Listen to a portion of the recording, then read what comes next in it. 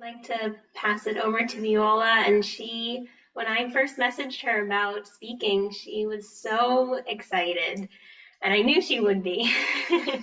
And she said that she felt really passionate about speaking about Phil, his work, and Ty. She had just heard a webinar from him and said, "This is just synchronicity." Um, and I'm just so excited that all of you have come to join us this evening. And with that, thank you also, Phil, for being here. And Viola, I pass it over to you. All right. Well, this is really, really an exciting adventure for me because Andrea asked me for a title, right?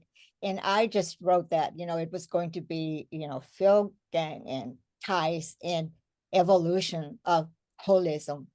And, how did, in other words, I mean, that's how it came out, right? And so I thought I was going to do like a presentation where I was going to tell his story and all of that, because I had been, all right, Paul, I had been so taken by your interview and I followed all the links and all that stuff, and I've got it all marked up, and I wanted to thank you for that.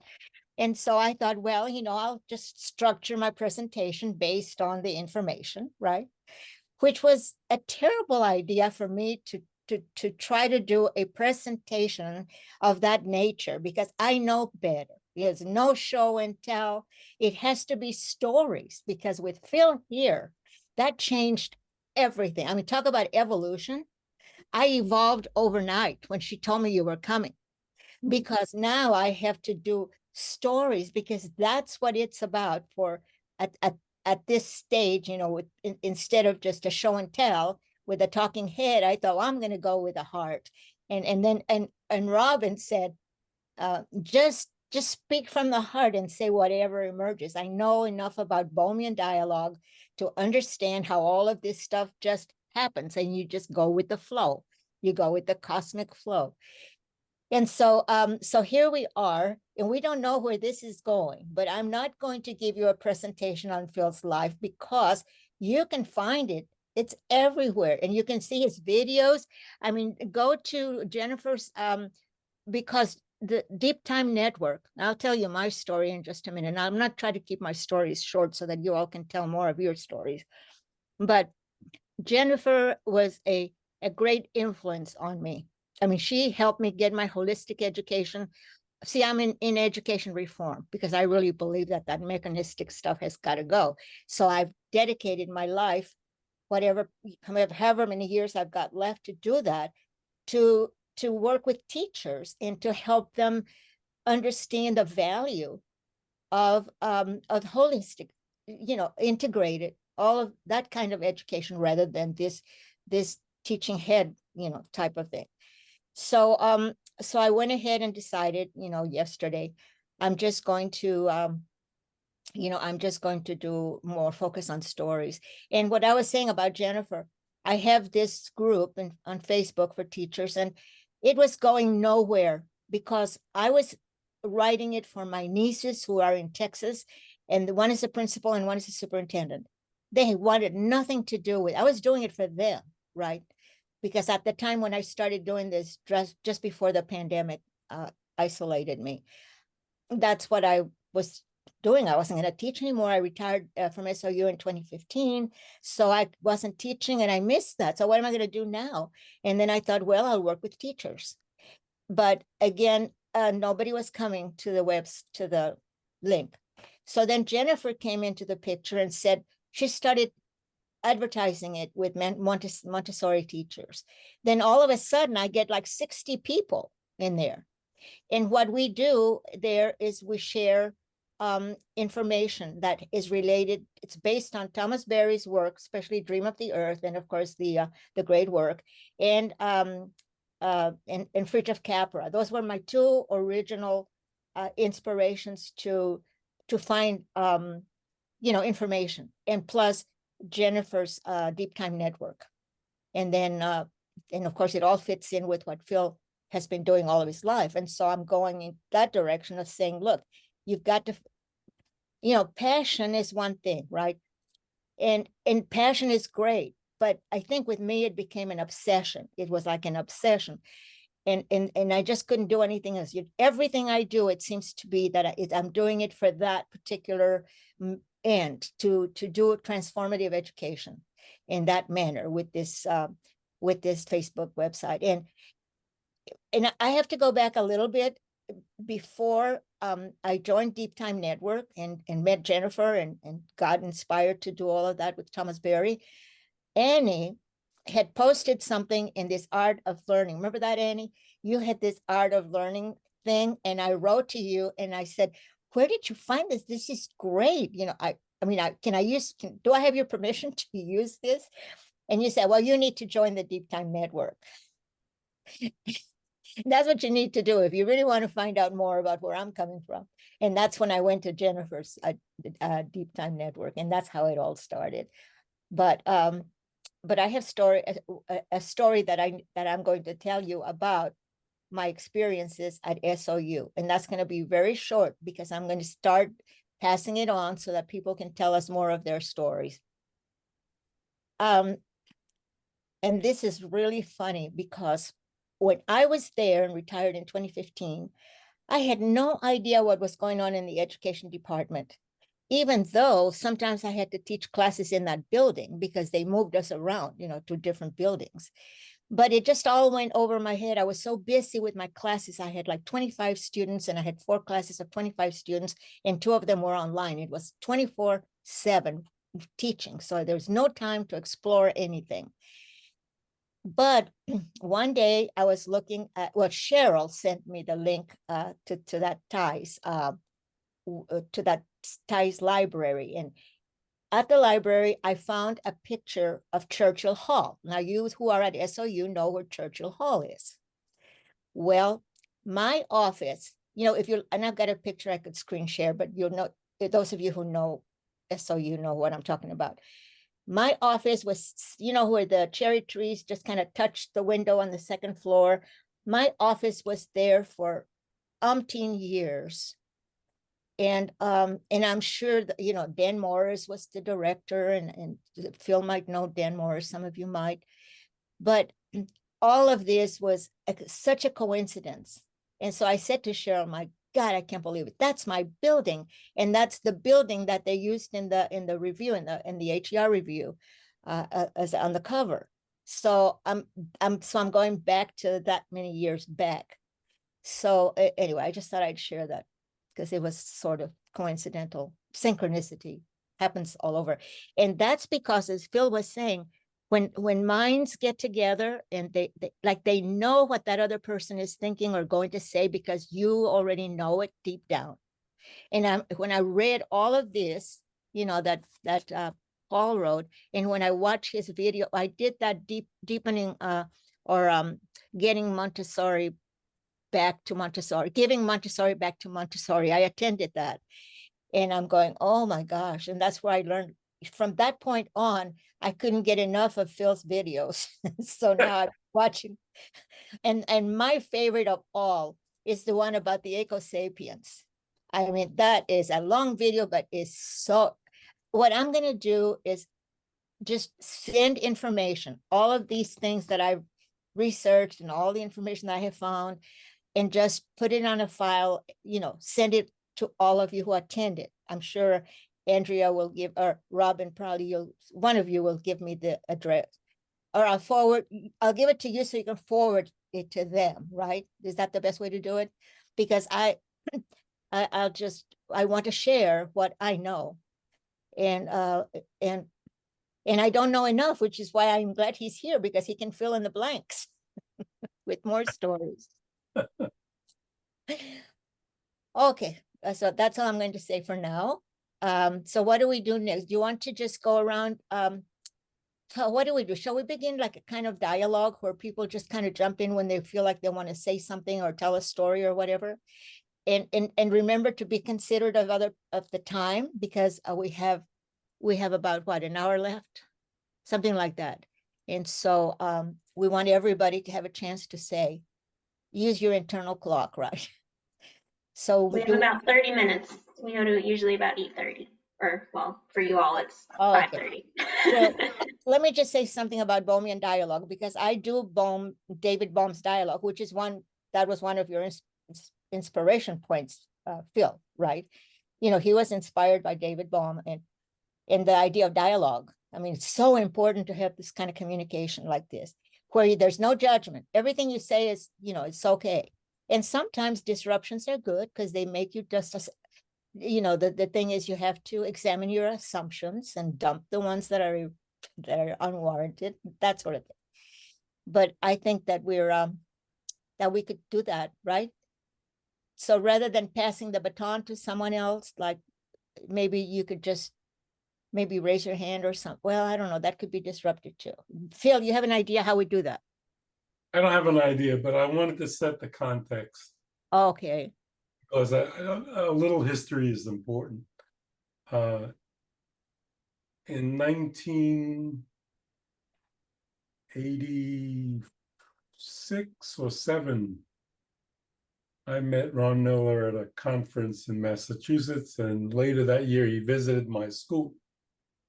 And I wrote him, and they were just about getting ready to publish the first issue of Holistic Education Review. And he asked me for a contribution. What was meaningful to me that came out of our collaboration was that 6 months later, I wrote him and suggested that we get together with all the other holistic organizations and form a community. And in 1989, 80 holistic educators met in Chicago and wrote a statement called the Chicago Statement on Education.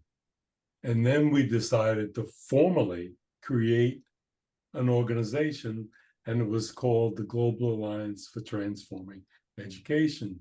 We articulated 10 principles that would guide it. And I was on the periphery and in the center of that. But what I was thrilled with was that the principles really embodied Montessori philosophy. So I was named the executive director of that organization and traveled around the world talking about these 10 principles. And people said, well, where can we get an education like this? And that led to the birth of TIES, which was one of the earliest online MED programs in education, and it was in integrative or holistic education. So that gives you a context of the trail. Holistic education goes much further back than that, but it really, in modern times, landed in the laps of Ron and myself, renewing it and then creating this organization.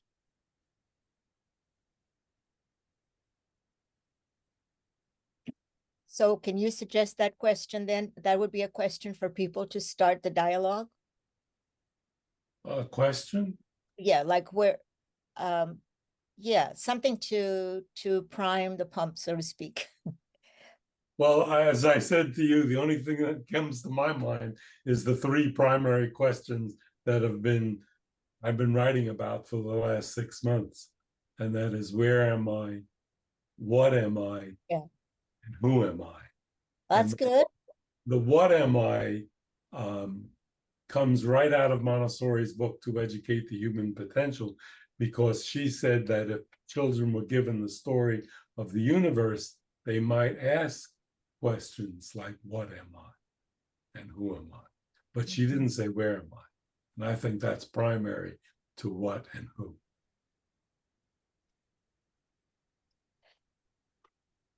I think we can do something, right? Would you all like to embark on that path, like that discussion? You know, who am I? Where am I? What am I? And there's that other one, where am I going? But we don't want to, we don't know where we're going, right, Phil? We don't want to go there. We just, all right then. So whoever wants to start, just go for it. And then next person just jump in. Okay. And the rest of us are going to stay on mute so we don't. Well, I can hop in. Montessori wrote about the inner teacher and lifted that up. And so one of the things that I do with the young children is we have a morning practice where we use rattle activation, drumming, chanting. We have a lit candle gathered in a circle, and we have a couple of minutes of silence to actually begin that communing with inner teacher before we step into the learning room. So I just wanted to share that, because for me, all these decades with young children has lifted up the aspect of children that they are seeking relationship. And that begins first with the self. So if we are opening and fostering life habits, birth to 6, because the child incarnates their environment, then we need to put attention to how we step into our day. And so it's been a really lovely practice, and the children absolutely show their natural reverence. I was just reading Thomas King's book about Teilhard's Mass, and in there Teilhard is talking about scientists are priests because they see everything in a reverential manner, in that to do research is to adore. And I'm absolutely here to tell you, after 4 decades with young children, that is absolutely what the child is about. They are scientists, they are mystics, they are priests by nature. We just have to support them properly so that can emerge and be nurtured forward.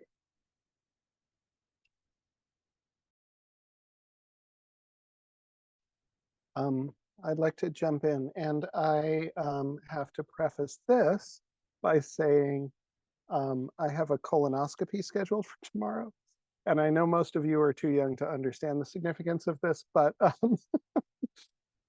partly as a result of that procedure, I haven't eaten all day, and I'm hungry and a little hangry, as they say too. So, so my perspective is, as all of ours always are, is influenced by my sensory experience, and so maybe I'm feeling a little, I don't know, edgy compared to my usual mellow, loving self. And it's in that spirit that I will say, and Phil knows, this is with just so much love and respect, and no antagonism, even the tiniest bit. But I guess I want to consider the complexity of the I in the who am I, what am I, where am I? And I guess what I am trying to effect in my work in education is the deep recognition of the embeddedness of the we, and the tendency in our society, in our culture, and in our education systems to perseverate on the I, to assess the achievement of the I or the me. And I don't know, I'm just thinking about reframing those questions in a way that I don't know, amplifies the holistic embeddedness, the layers of connection, that it isn't who am I is central. I mean, it's very important, but I think only in as much as it connects us to other. And you know, the thou in the Buber sense. So just to be a snarfy, hungry participant.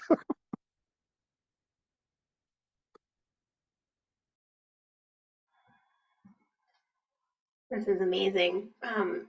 Annie, when you were speaking and you mentioned about how all of this happens in relationship, and then Paul, when you moved from this place of I to we, and these questions reminded me that if we want to understand, and I'll, for ease of conversation, say, where am I? Well, I have to go outside. I have to be in relationship with the place. If I want to understand who I am, I have to be with other people. And there's that idea of how I think all of these questions happen in relationship with other living entities in our universe. And through those relationships, however we're formatting these questions, start to be understood at a deeper level. And it's one of the fears I have now is there's a tendency for so much isolation with screens and a lack of a sense of community, and just this movement toward feeling like a lot of people are feeling isolation, and children too, just feeling really driven to move toward nature, move toward relationship with others, and to see how in those contexts we can start to maybe move toward understanding those answers.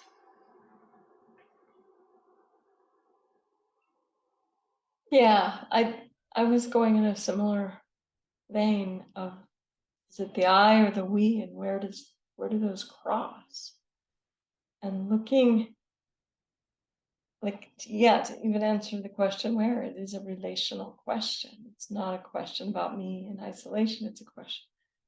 Or seeing when I am in isolation and seeing when I am in relationship. And going back and forth is to understand the I me and the I thou, if we go to Martin Buber. It's so important and so delicate too in how we do it. Sometimes I feel it's like we're this great big tree and we're constantly growing and changing from one season to the next in relationship to each other.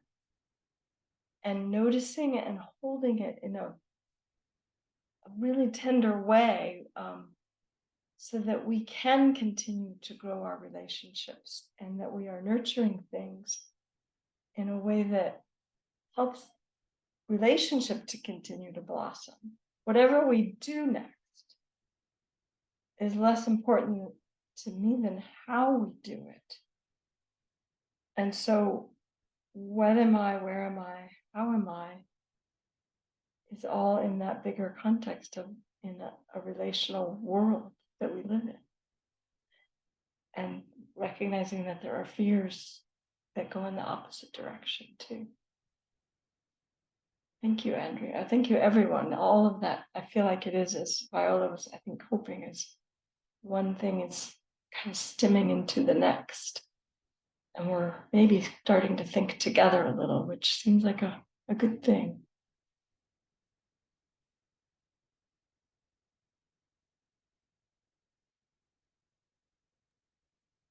This is scary, but I'm gonna jump in. I know, Gianna, me too. I was just thinking, I'm currently in a class called Core Reflections, and it's with Dr. Green. And I was thinking about how our core qualities, they're so relevant to other people. So you might say, for example, if the core quality of mine is empathetic, it's empathetic because it is with other people. It's not simply that I am an empathetic person, because we can't just be that to ourselves. It's in relation to everybody around us, if that makes sense. And then as similar things with almost every other core quality. So if those core qualities are who we are at our core, in our souls, then that has to be in relation to everyone and everything around us, which I think kind of ties into to some of the ideas that Viola and Robin and Paul have already mentioned, but that's just how I guess I was making the connection to those. Yeah.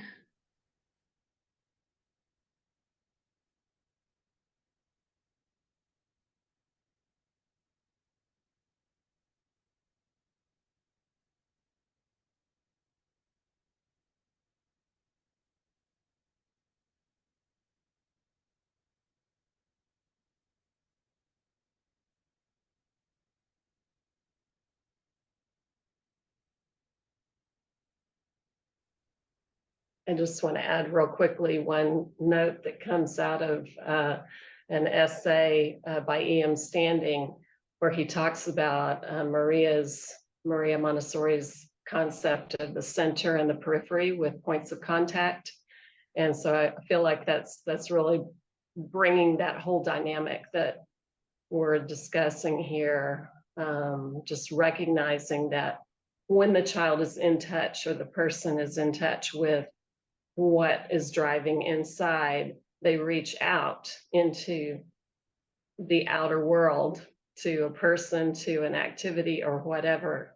And that's a valid, life-giving, vital point of contact that marries the inner life and the outer life and nourishes both. And so often that cycle is broken as the child is, frustrated and not nurtured, but we can see that. But I wanted to call in that positive dynamic that I believe that is being discussed here.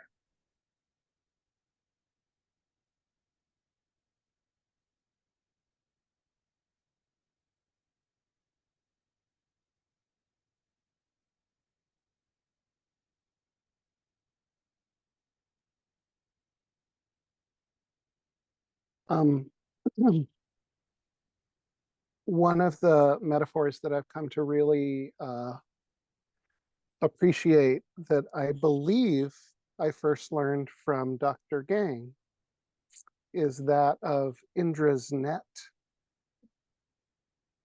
And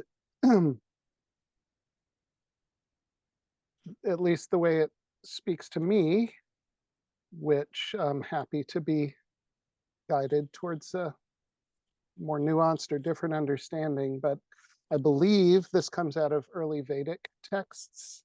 And the idea is that there's a net that forms and covers the universe, the cosmos, and that the net is made up of jewels connected by threads. Each jewel has an infinite number of facets and reflects all the other jewels within it. So when I'm thinking of who I am or who I may become, it's as that beautiful, integral, integrated point of light, always and infinitely embedded with and reflecting the beauty of others. So to me, at least at this moment, that is at the same time who I am, where I am, and what I'm hoping to become.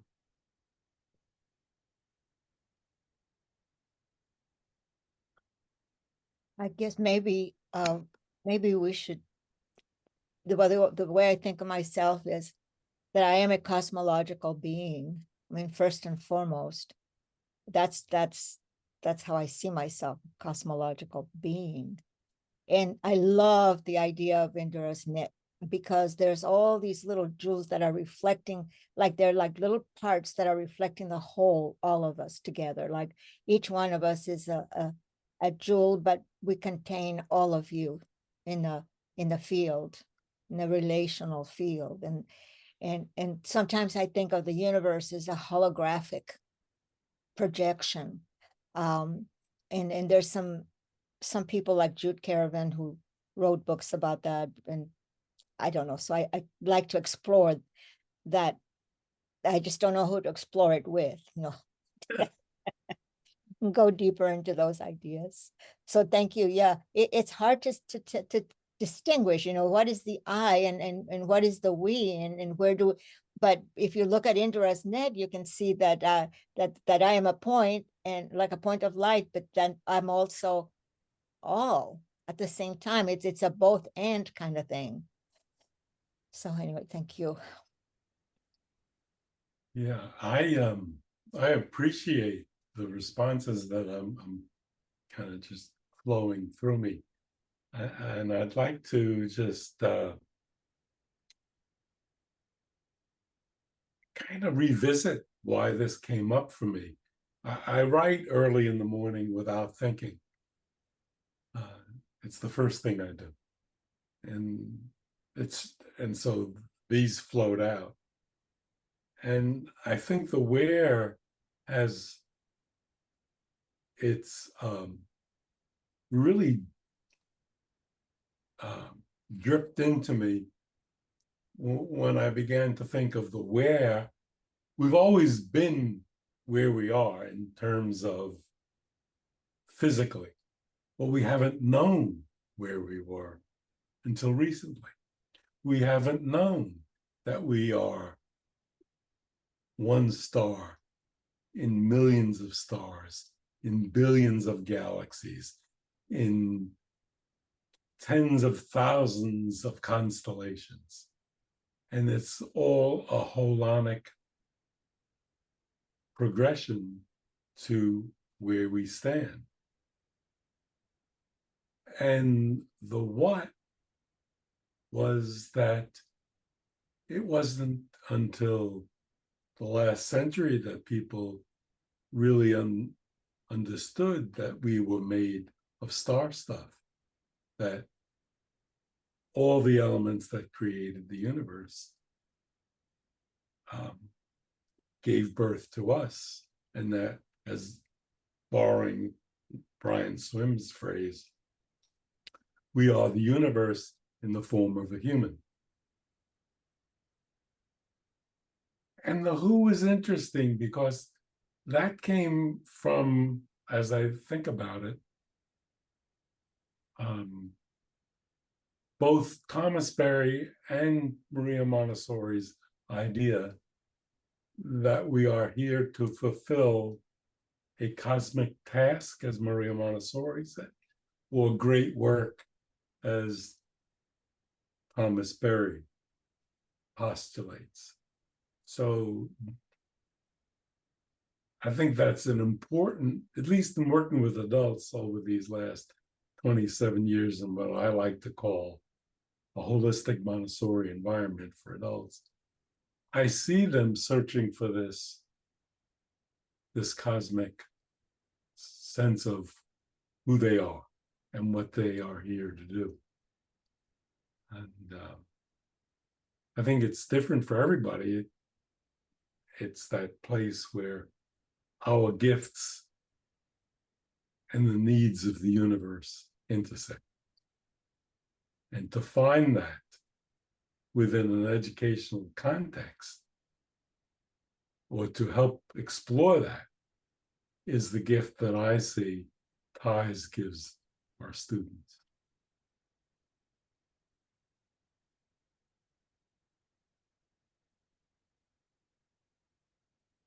I'm going to jump in. I'm not real sure of my answers here, but listening to you speak, I've come up with some. Who am I? I want to remain without a label. I want to be indistinct. Is that the right word? I don't want to be labeled. I can say, oh, that I'm a grandparent and I like to garden. That's who I am. But still, for some reason, I don't want to label. And what am I? I'm a questioner. I'm a truth seeker. Sometimes I feel that I'm a provocateur. And where am I? I'm on a bridge. um, um, the bridge is like, I can see on one side and I can see on the other side.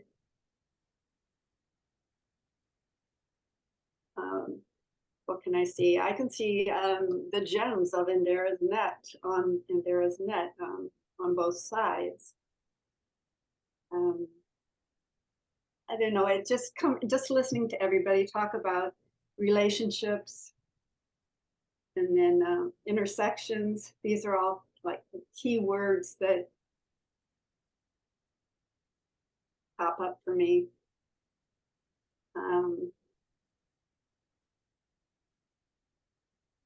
I mean, if I were to label myself, or anybody's to label themselves, isn't it harder to have a relationship? It's easier to have a relationship when you're not labeled.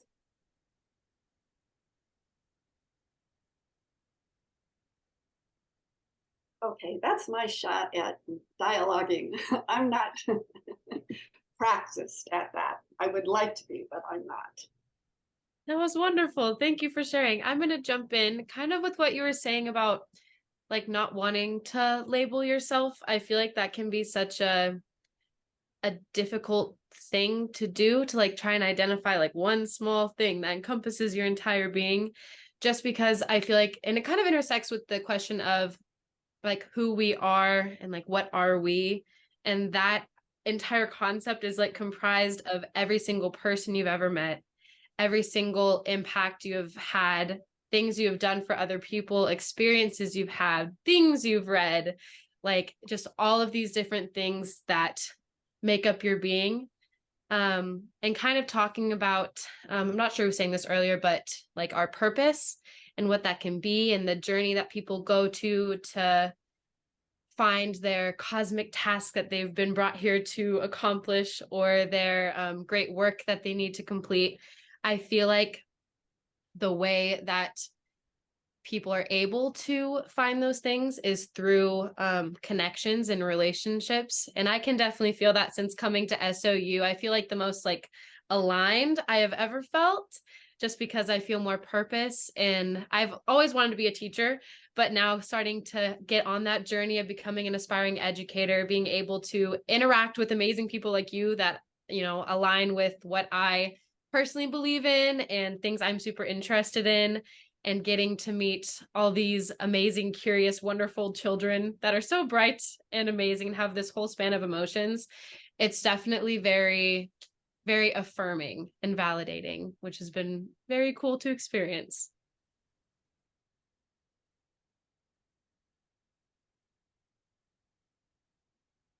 Yeah, I guess one of the things I'm just appreciating in this moment is the authenticity that seems to be coming through with the group, and how rare this feels to have people that are sharing and talking and communicating from a place of their deep passion, their deep joy, their deep wonder and curiosity and excitement. And it's just so refreshing. It's so truthful and honest, and it's just so whatever we are, you know, these universal cosmic star beings. And I think I take for granted how nourishing moments like these are in a world where everything seems so performative, where so many masks are adorned on all the political, celebrity, whatever figures that we're exposed to on a daily basis. And yeah, just about cultivating more of that authenticity to come through in all those different moments, so that we can see for ourselves and for one another, just like really answer those questions and be able to ask questions like that. I think it's pretty brilliant.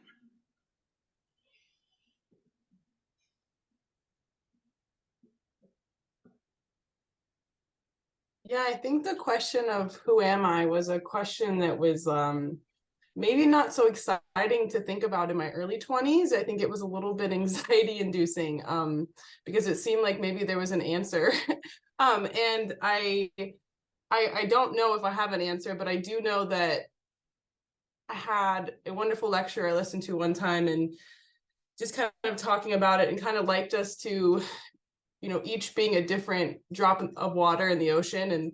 And though we all feel very different and we all have a very different way about us, we all are one drop in the big ocean together. And so I guess when I think of who am I, I'm kind of just everyone else, and everyone else is kind of me. And though we have our own purposes and we have our own ways of moving through the sea, we are together, whether we like it or not. And so where am I? I'm just with everyone else. And so I think it almost felt like a huge relief though when I kind of realized that I am just with the rest of the ocean, and we're just moving and we're going and we're following the current. And there was something about that felt like I didn't have to label, like you guys were saying, or know something really extra cool and different about me, so I would be so much different than the other drop of water that was next to me. And I feel like there was some kind of switch that happened where I was so excited to be part of a big ocean instead of trying to figure out how I could stick out of it. So that's kind of what's been coming up for me a little bit when I hear about that.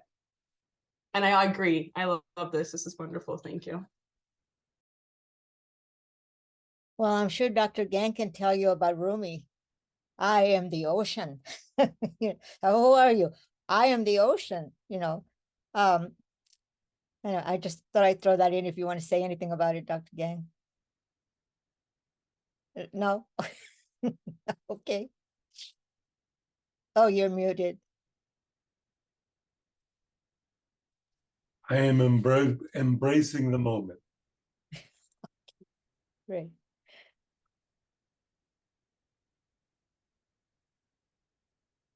Is there anyone who hasn't spoken? Is there a different topic you want to explore? You want to change the subject? I see that we're close to we're at our time, and I want to be respectful of everyone's time since we're at that hour mark, Viola. It's true. We're over time. Oh, well, okay, final words. All I have to say, and I'll keep it really short, is thank you so much for coming. And of course, I'm especially grateful that Dr. Gang came. I mean, I can't believe it that you're here and I'm actually talking to you. And you know, all of the people in this discussion group and holistic education group at SOU has been so supportive and so wonderful. I invite all of you to come back and see us. We just welcome you with open arms. Thank you. Thank you. So Viola, I just can't end without telling you, you see that sculpture that's on the wall? Yes, sort of. Did you read The Web of Life by Capra? Oh, well, you know, I went to Oregon State University and I was introduced to a Web of Life there. I got a master's in adult education, was based on Fritjof Capra's Web of Life.